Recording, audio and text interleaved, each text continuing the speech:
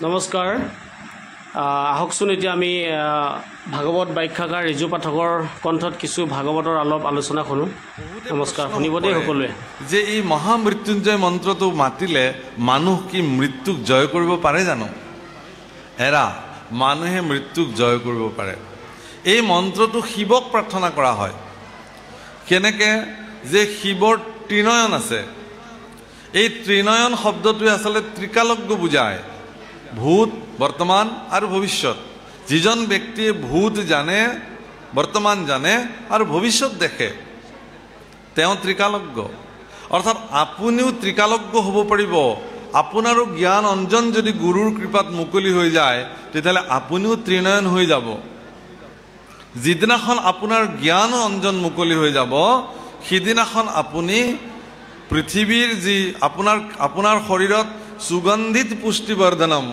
আপোনাৰ শৰীৰত পুষ্টি হ'ব সুগন্ধিত শব্দৰ অৰ্থটো হ'ল কি মনৰ যিটো দৃঢ়তা আপোনাৰ ভিতৰত ভগৱানৰ প্ৰতি থকা যিটো আস্থা হেতু আপোনাৰ জীৱনত দৃঢ় হৈ যাব সুগন্ধিত পুষ্টিবৰ্ধনম আৰু আপুনি সিদিনাখন মৃত্যুক জয় কৰিব পৰাৰ সামৰ্থ্য হৈ যাব আপুনি জানিব যে মোৰ মৃত্যু নহয় মোৰ শৰীৰটোৰহে মৃত্যু হ'ব বুজিলে না কথাটো যে মোৰ মৃত্যু নহয় মোৰ শৰীৰটোৰ মৃত্যু হ'ব শৰীৰৰ মৃত্যু হয় জনম মৰণ ইটো শৰীৰৰে ধৰ্ম শৰীৰটোৰ সেইবিলাক ধৰ্ম শৰীৰৰ পৰাই শৰীৰ উৎপন্ন হয় আৰু এদিন এই পৃথিৱীত বিলীন হৈ যায় কিন্তু এই শৰীৰটোক চৈতন্য কৰি ৰখা যিটো আত্মা ইয়াৰ কিন্তু মৃত্যু নাই ই অজ অৰ্থাৎ যাৰ জন্মও নাই মৃত্যুও নাই গতিকে অজ ব্ৰহ্ম সেই অজ ব্ৰহ্মক আপুনি যিদিনাখন চিনিব আপোনাৰ ভিতৰত থকা আত্মাক যিদিনাখন আপুনি তত্ত্ব দৰ্শনেৰে দেখিব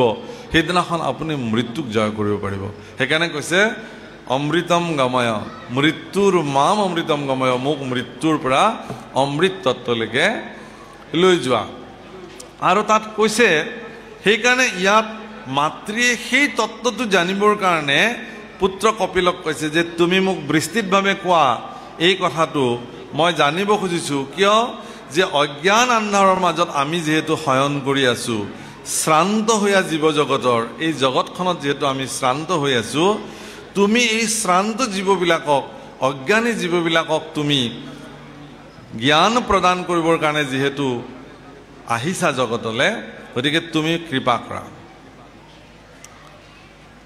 ৰাম মৈত্ৰীয় বোলন্ত এহি আৰ এতেকে জানিলো মই ওইবাৰ সমস্ত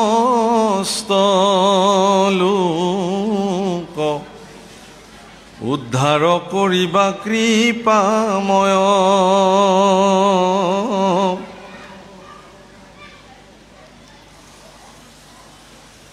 হৰি মূৰ মহাধন্য আছে অসংখ্যাত পুণ্য হেন প্ৰভু ভৈলা হাত এগৰাকী ধন্য মাতৃয়ে এই বুলি কয় যে মোৰ জীৱন ধন্য মই তোমাৰ নিচিনা পুত্ৰক মই জন্ম দিব পাৰিলোঁ আৰু আমাৰ যদি মাতৃয়ে ক'ব লগা হয় যে আমাৰ জীৱন শেষ হৈ গ'ল আমি তোৰ নিচিনা ল'ৰা এটা জন্ম দিলোঁ আমাৰ জীৱন বৰবাদ হৈ গ'ল আমি তোৰ নিচিনা ছোৱালী এজনী জন্ম দিলোঁ তেতিয়াহ'লে পিতৃ মাতৃৰ জীৱনৰ থাকিল কি পিতৃ মাতৃয়ে গৌৰৱ কৰিব পাৰিব লাগে যে তোমাৰ নিচিনা সন্তান আমিবিলাকে জন্ম দিলোঁ ভগৱানে আমাক কৃপা কৰিছে যিটো গৰ্ব আজি দেৱহূতিয়ে কৰিছে যে মোৰ জীৱন ধন্য হ'ল তোমাৰ নিচিনা পুত্ৰক মই জন্ম দিব পাৰিলোঁ হে ৰাম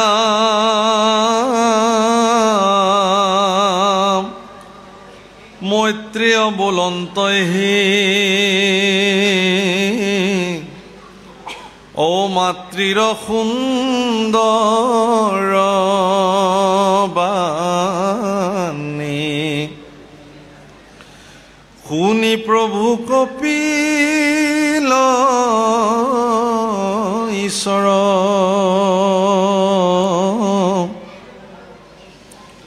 কৃপায়ে পীড়িত হুয়া আতিলন্ত প্ৰশংসিয়া কুশলক চিন্তি আলু কৰ প্ৰভুসকল পীড়িত শব্দটো ব্যৱহাৰ কৰিছে পীড়িত বুলি ক'লে আমি যিবিলাক যন্ত্ৰণাত আছে তেওঁলোকক পীড়িত বুলি কওঁ বান পীড়িত লোক অভাৱত পীড়িত লোক আমি যাক তেনেকৈ কওঁ কিন্তু ইয়াত শব্দ ব্যৱহাৰ কৰিছে কৃপায়ে পীড়িত হোৱা মাতৃৰ পুত্ৰৰ প্ৰতি থকা যি কৃপা আৰু পুত্ৰ আৰু মাতৃৰ প্ৰতি যি কৃপা এই দুটা পৰিপূৰকভাৱে লগ হৈ তেওঁলোকে কি কৰিছে কৃপাই তেওঁলোকক পীড়িছে দুজনকে প্ৰভুসকল যেতিয়া অত্যন্ত ভাল পোৱা মানুহ এজন লগ পোৱা যায় যাক মই হৃদয়েৰে ভাল পাওঁ যাক মই অন্তঃকৰণে বিচাৰি থাকোঁ সেই ব্যক্তিজনক লগ পাবৰ কাৰণে যিটো হেঁপাহ এইটো কৃপাৰ পীড়িত বুলি কয় এবাৰ তেওঁক লগ পোৱাহেঁতেন এবাৰ ওচৰৰ পৰা চুই চাব পৰাহেঁতেন এবাৰ আলিংগন কৰিব পৰাহেঁতেন এবাৰ যদি তেওঁক মই স্পৰ্শ কৰি চাব পাৰিলোহেঁতেন এইটো কৃপাৰ পীড়িত বুলি কয় ইয়াত কোনো বিষয় গোন্ধ নাই প্ৰভুসকল মনত ৰাখিব ইয়াত বিষয় গোন্ধ থাকিবই নোৱাৰে যিটো গোপীসকলৰ মনত সৃষ্টি হৈছিল যে হে জগদীশ্বৰ হে কৃষ্ণ তুমি এবাৰ আমাক চুম্বন কৰা তোমাৰ অধৰামৃত আমাৰ পান কৰিবলৈ মন গৈছে আৰু কৃষ্ণৰ সেই গোপীসকলৰ প্ৰতি কেনেকুৱা কৃপাৰ পীড়ন আছিল জানে যেতিয়া তেওঁ মথুৰালৈ গুচি গ'ল তেওঁ অকলশৰে এটা কোঠালিৰ ভিতৰত উদ্ধৱক বহুৱাই লৈছে লৈ চটফটাই আছে উদ্ধৱে বোলে কি হৈছে প্ৰভু বোলে এনেকুৱা কথা এটা হৈছে এতিয়া মোৰ ক'বলৈও তোমাক লাজ লাগিছে ভগৱানৰ মুখৰ বাণী আপোনালোকে দশম স্কন্ধ পঢ়ক যে মোৰ ক'বলৈ লাজ লাগিছে হে উদ্ধৱ বোলে কি বোলে সেই যে মই মানে ব্ৰজৰ যে নাৰীসকলক যে মই এৰি থৈ আহিলোঁ ৰাতিয়ে এতিয়া মোৰ বুকুখনেতো খুন্দা মাৰি মাৰি ধৰিছে মই তেওঁলোকক চাবলৈ মন গৈ আছে তেওঁলোকক এবাৰ তেওঁলোকৰ অৱস্থা বা কি হৈ গৈছে মোক নেদেখি তেওঁলোকেতো ৰাতিপুৱাৰ পৰা মোক চাবলৈ লৈ থাকে শাৰী পাতি পদূলি পদূলি এতিয়া তেওঁলোকৰ বা কি অৱস্থা হৈছে মোক নেদেখি হে উদ্ধৱ মই এতিয়া এই কথাটো বেলেগক ক'লে মানুহে ক'ব কি যে পৰৰ নাৰীৰ কি অৱস্থা হৈছে তোমাৰনো এইবোৰ জানিবলৈ কি আছে কি দৰকাৰটো পৰিছে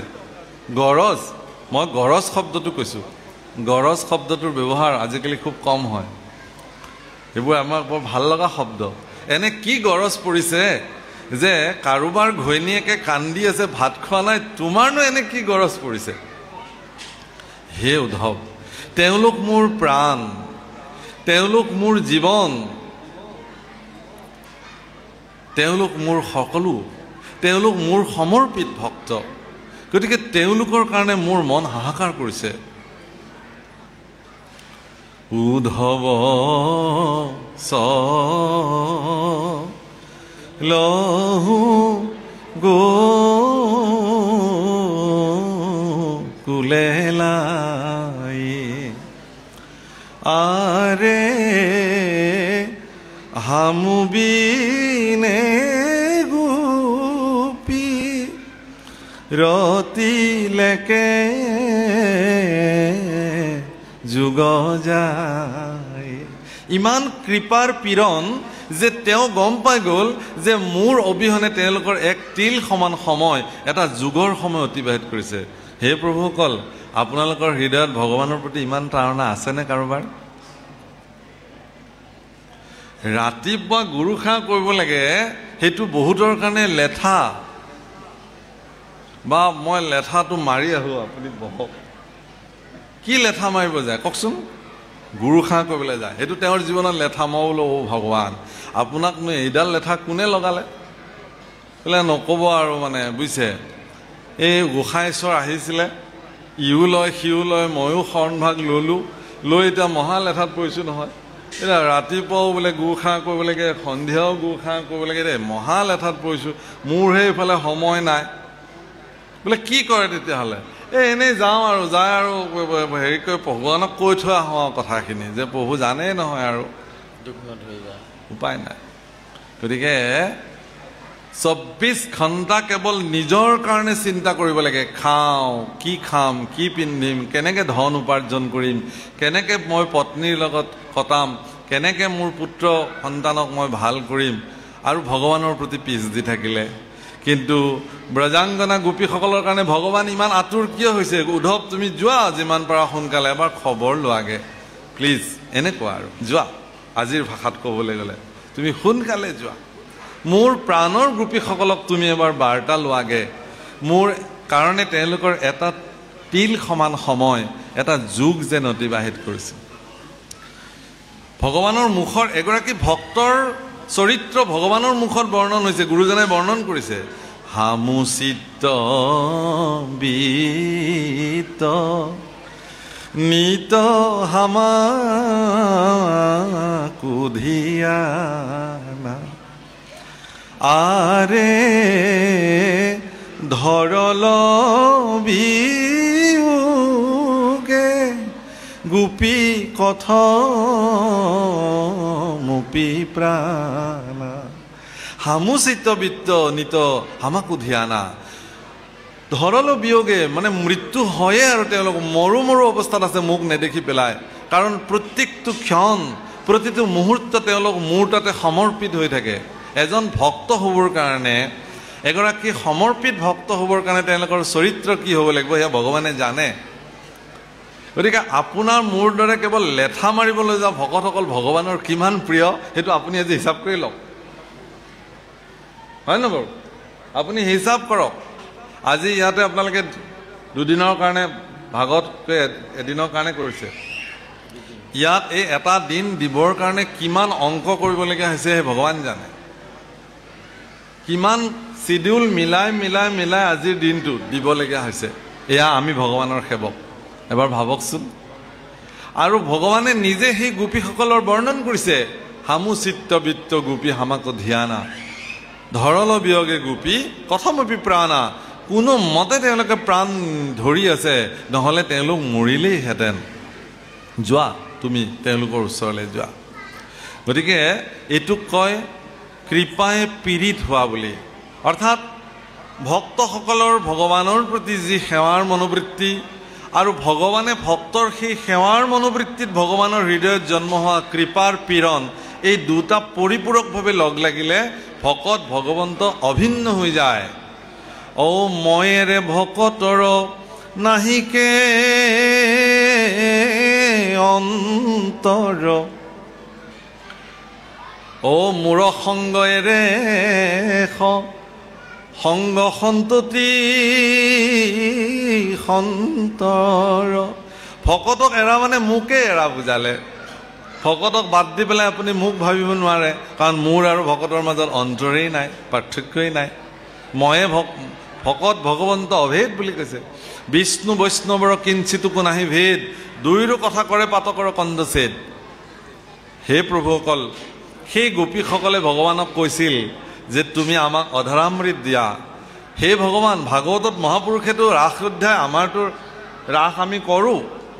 আজিকালি ৰাসলীলাক মানুহে এটা বেলেগ পৰ্যায়লৈ লৈ গৈছে।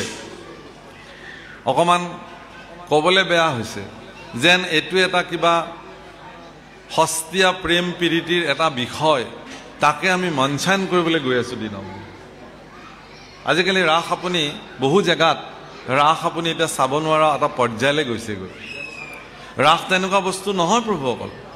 ভগৱানক ভক্তি কৰাৰ আটাইতকৈ চূড়ান্ত পৰ্যায়ৰ যিটো ভক্তিৰ ব্যৱস্থা সেয়া ৰাস। ভাগৱতত কৈছে ৰসৈবচ ৰাস হইতি, অৰ্থাৎ তেওঁৱেই ৰস, অৰ্থাৎ সেই ৰস ভগৱানেই ৰস। অৰ্থাৎ মোৰ শৰীৰটোত যেতিয়ালৈকে তেওঁৰ ৰসেৰে ৰসাপ্লুত হৈ থাকিব তেতিয়ালৈকে মই জীৱ হৈ থাকিম, আৰু যিদিনাখনে ৰসহীন হৈ যাব সেইদিনাখনে মই নিৰ্জীৱ হৈ যাম। অৰ্থাৎ মোৰ লগত আৰু ৰাস ক্ৰীড়া কৰা ভগৱানে বন্ধ কৰি দিলে। সেইকাৰণে মই শুকান বাঁহীটো হৈ থাকিলোঁ য'ত ভগৱানে সু নিদিয়ে। সেইকাৰণে ৰাসলীলাৰ আটাইতকৈ মধ্যস্থতাকাৰী শ্ৰেষ্ঠ বিষয়টো হ'ল বাঁহী, বংশী, মুৰুলীধ্বনি। আৰু ভক্তসকল গোপীসকল তেওঁলোক এটা বেলেগ সত্তা আৰু ভগৱান এটা বেলেগ সত্তা, দুটা সত্তা লগ লাগি এটা হৈ গৈছে। আৰু সেইটো যেতিয়া এক হৈ গৈছে তেতিয়া এই ৰসক আকাৰ প্ৰদান কৰা হ'ল, সেইকাৰণে ই ৰাস হৈ গ'ল। ৰসৰ যেতিয়া আকাৰ ৰূপত আহি গ'ল, আকাৰত অহাৰ লগে লগে নিৰস হৈ থকাৰ লগে লগেতো ৰস হৈ থকালৈকেতো আকাৰ নাছিলে, কিন্তু আকাৰ যেতিয়া আহি গ'ল, ৰাস হৈ গ'ল, তেতিয়া তাৰ চিত্ৰ মানুহে দেখিবলৈ ল'লে। কি দেখিলে?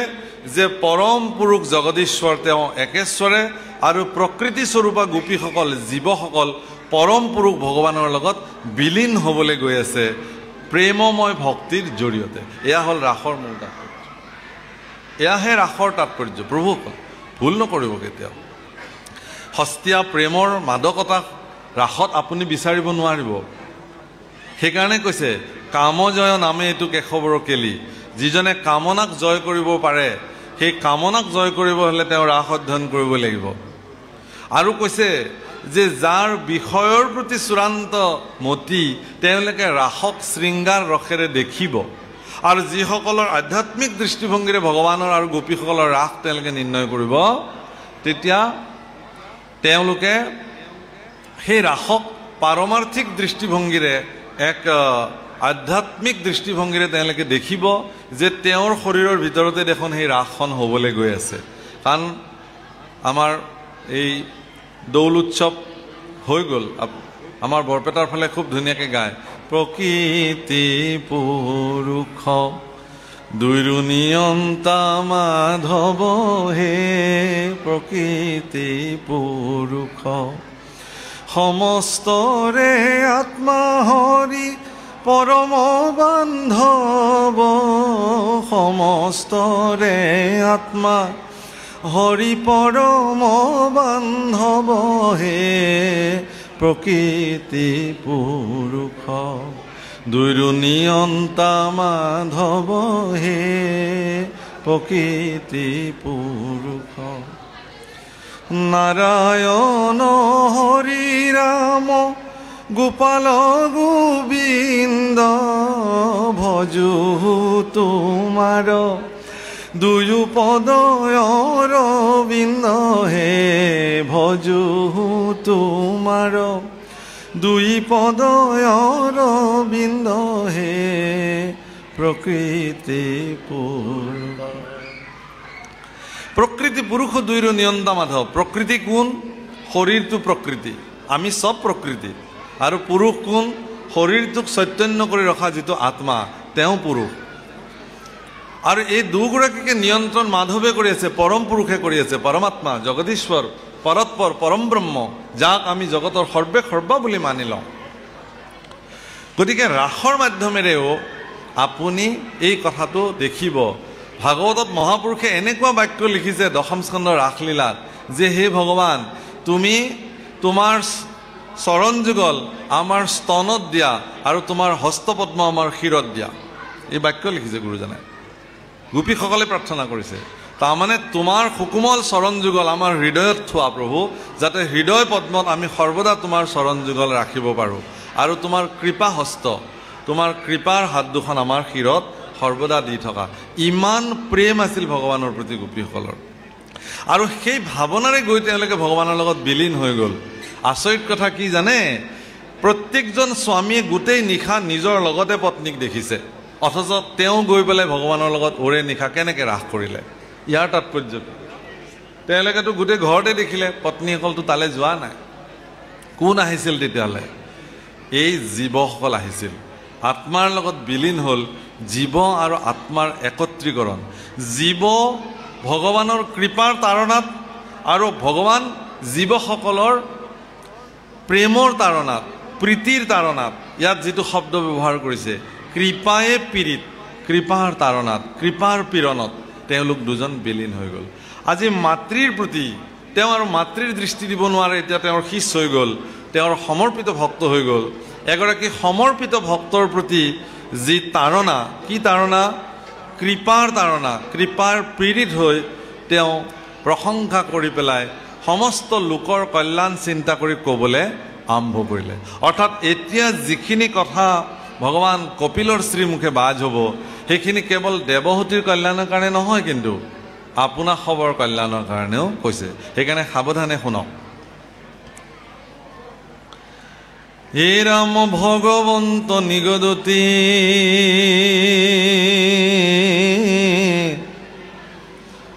ধন্য ধন্য মহামো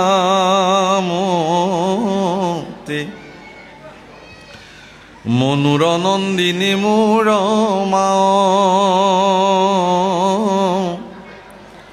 ভাল তজু ভৈলমতী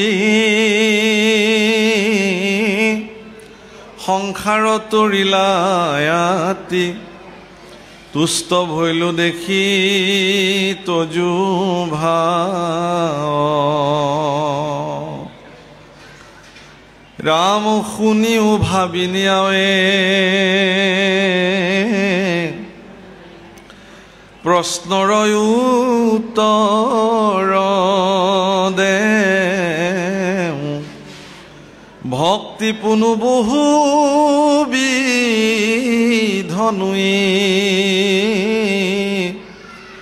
কিন্তু পুৰুষৰ ফল সংকল্পৰ অনুসাৰে ভক্তি নানামতে ভেদ হয়। হে ভাবিনী, বৰ ডাঙৰ শব্দ ব্যৱহাৰ কৰিছে। ভাবিনী মাকক কৈছে, মনুৰ নন্দিনী মোৰ আই, হে ভাবিনী ধন্য তোমাৰ জীৱন। ভক্তসকলক ভাৱক বুলি কয় আৰু আইসকলক ভাবিনী বুলি কয়। অৰ্থাৎ যিবিলাক ব্যক্তিৰ ভগৱানৰ প্ৰতি ভাৱনা জন্মিলে তেওঁক ভাৱক বোলে। এই ভাৱক ভাই ভজ ভগৱন্ত ভক্তি ভাৱে। মহাপুৰুষ মাধৱদেৱে সেই সম্বোধন কৰিছে নামঘোষাৰ সামৰণে। আপোনালোকক ভাৱক বুলি কৈছে। ভাৱক কেতিয়া হ'ব আপোনালোক? যেতিয়া আপোনালোকৰ মনত ভগৱানৰ প্ৰতি ভাৱনা জন্মিব, ভাৱ জন্মিব। সেইকাৰণে ভক্তি কোনো দেখুওৱা বস্তু এটা নহয়। ভক্তি অন্তঃকৰণৰ পৰা জন্ম হোৱা এটি বিশেষ ভাৱনা, ভাৱপূৰ্বক। মীৰাবাইক সুধিছিলে সেইকাৰণে, তুমিনো কি পালা জীৱনত? তুমিতো ৰাজনন্দিনী, ইমান এখন সম্ভ্ৰান্ত ঘৰৰ তুমি বোৱাৰী, কিন্তু তুমি সাধাৰণ কাপোৰ এখন পিন্ধি অলংকাৰ একো নিপিন্ধাকে সন্তসকলৰ লগত কৃষ্ণ নাম গাই, ৰাম নাম গাই অলি গলি ঘূৰি ফুৰিছা হাতত বীণা এখন লৈ। ইয়াৰ পৰা তুমি কি পাইছা? কি পাইছা? কি বুলি কৈছে? পায়ো জি मैंने राम रतन धन पायो, पायो जी मैंने राम रतन धन पायो। वस्तु अमूलिक दी मोरे सतगुरु, वस्तु अमूलिक दी मोरे सतगुरु। भवसागर तरवाओ, पाओ जी मैंने राम रतन धन पाओ। मैं राम रतन धन पालो, বস্তু অমূলিক দি মোৰে সদগুৰু, কৃপা কৰো আপোনায়ো। মোক তুমি এনেকুৱা কৃপা কৰিলা, মোক এনেকুৱা এটা সম্পত্তি তুমি জীৱনত প্ৰদান কৰি দিলা, যিটো সম্পত্তি কি? খৰচ না খোতে বাকু চোৰ না লুতে, খৰচাই না খোতে বাকু চোৰ না লুতে। दिन दिन बढ़ता समायो, पायो जी मैंने राम रतन धन पायो। খৰচ নহয়, চোৰেও চুৰ কৰিব নোৱাৰে। দিনে দিনে যিমানে তাক আপুনি ব্যৱহাৰ কৰিব সিমানে বাঢ়িব আপোনাৰ। আপুনি নাম ধন যাকে যিমান বিলাব আপোনাৰ সম্পত্তি ইমানে বাঢ়িব। আপোনাৰ বেংক বেলেঞ্চৰ পৰা টকা কাৰোবালৈ বিতৰণ কৰিলে সি কমিব পাৰে, কিন্তু নাম ধন আপুনি যিমান বিলাব সিমানে বাঢ়িব। চোৰেও চুৰ কৰিব নোৱাৰে।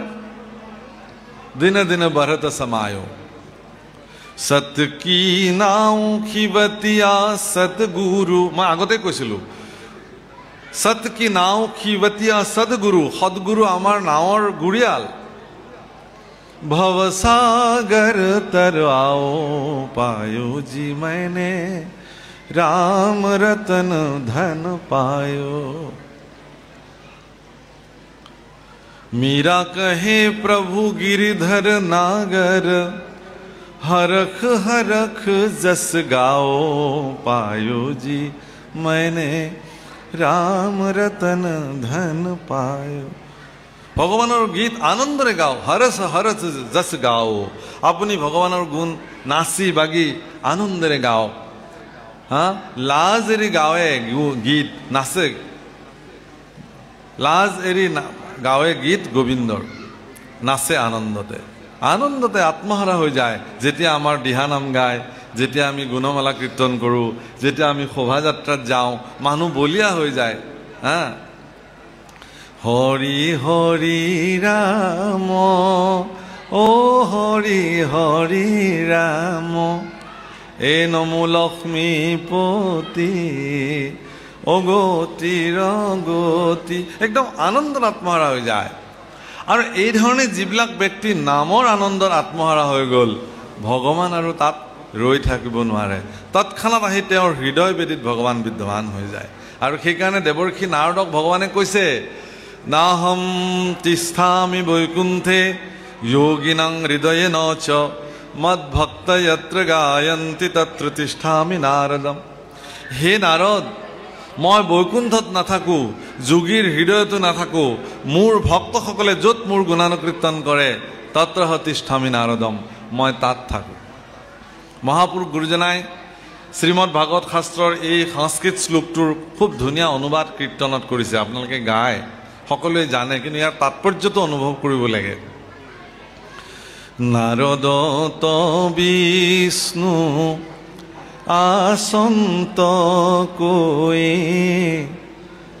বৈকুণ্ঠতো মই নথাকো ৰৈ, যোগীৰ হিয়াৰি সমুদায়, থাকো ভকতৰ কীৰ্তন চাই, গোবিন্দ গোপাল গৰুৰ কেতু, ভকতৰ ভয় ভঞ্জন হেতু।